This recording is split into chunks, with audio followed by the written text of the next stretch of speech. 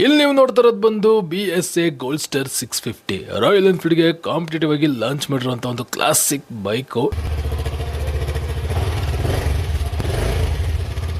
ಈ ಗಾಡಿಲಿ 650cc single cylinder 5 speed gear box ಇರುವಂತ ಲಿಕ್ವಿಡ್ ಕೂಲ್ ಇಂಜಿನ್ ಸಿಗುತ್ತೆ.